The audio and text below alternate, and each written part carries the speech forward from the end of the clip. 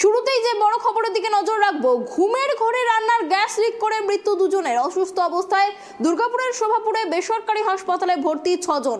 বড়দিনের সকালে মর্মান্তিক দুর্ঘটনাটি ঘটে গেল দুর্গাপুরের বিজনের উইলিয়াম কেরি মোড়ের সামনের একটি মিষ্টির দোকানে এই দুর্ঘটনাটি ঘটে। জানা গিয়েছে মিষ্টির দোকানের 8 কারিগর রাতে ঘুমোচ্ছিলেন মিষ্টির দোকানের পিছনে একটি দোকান ঘরে।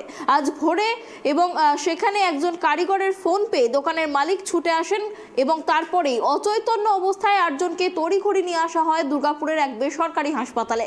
সেখানে দুজনের মৃত্যু হয়েছে বলে সূত্রের খবর। 6 জন রয়েছেন হাসপাতালে চিকিৎসাধীন অবস্থায়। ব্যাপক চাঞ্চল্য ছড়িয়েছে দুর্গাপুরে এই ঘটনার জেরে। এই বিষয়ে আরো বিস্তারিত জানবো, আমাদের সঙ্গে রয়েছে আমাদের প্রতিনিধি আকাশ। আকাশ, দেখো যেমনটা জানা যাচ্ছে যে মিষ্টির দোকানে গ্যাস লিক করে 2 জন মৃত এবং 6 জন অসুস্থ। বিস্তারিত কি জানা যাচ্ছে?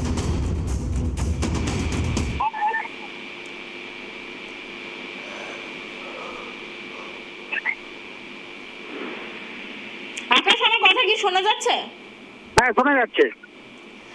তোমার কাছে আবারও যেটা জানতে চাইবো যে মিষ্টির দোকানে গ্যাস লিক করে মৃত 2 এবং অসুস্থ 6 জন, বিস্তারিত কি জানা যাচ্ছে? দেখো অনন্যা, যেটা ঘটনা সেটা হচ্ছে যে দুর্গাপুরের বিজন উইলিয়াম কেরি যে মোড় রয়েছে সেই মোড় এলাকার ঘটনা, এবং আজকে সকালেই এই মর্মান্তিক দুর্ঘটনা ঘটে। স্থানীয় সূত্র এবং স্থানীয় দোকানদাররা যেটা জানাচ্ছেন যে আজকে সকালে পাশের দোকানের একজন ফোন পান এবং ফোন পাওয়ার সাথে সাথেই তারা এই মিষ্টির দোকানের যে গোডাউন সেখানে পৌঁছে যায়। এটা জানা যাচ্ছে যে এই গোডাউনে 8 জন তারা ছিলেন, তারা প্রত্যেকেই এই মিষ্টির দোকানের কর্মী এবং তারা বাঁকুড়ার বাসিন্দা। তাদের মধ্যে 2 জনের মৃত্যু হয়েছে ইতিমধ্যেই, যেটা আমরা হাসপাতাল সূত্র থেকে খবর পাচ্ছি যে 2 জনের মৃত্যু হয়েছে। বাকি যে 6 জন ছিল তারা শ্বাসকষ্টজনিত সমস্যা নিয়ে তাদেরকে ওই দুর্গাপুরের বেসরকারি হাসপাতালে নিয়ে যাওয়া হয় এবং সেখানে তারা বর্তমানে চিকিৎসাধীন রয়েছে। দেখো ইতিমধ্যেই গোটা ঘটনাকে কেন্দ্র করে এই বিজন এলাকায় একটা চাঞ্চল্যকর পরিবেশ তৈরি হয়েছে।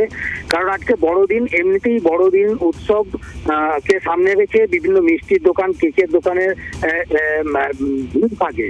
এই হিসাবে এই ঘটনা কিন্তু এলাকায় যথেষ্ট একটা চাঞ্চল্যকর পরিবেশ তৈরি হয়েছে এবং ইতিমধ্যেই আমরা যেটা খবর পাচ্ছি যে পুলিশের যারা উচ্চপদস্থ আধিকারিক তারা এই মিষ্টির দোকানে পৌঁছান এবং গোটা ঘটনা এলাকা পরিদর্শন করছেন। গোটা ঘটনা তদন্ত শুরু হয়েছে।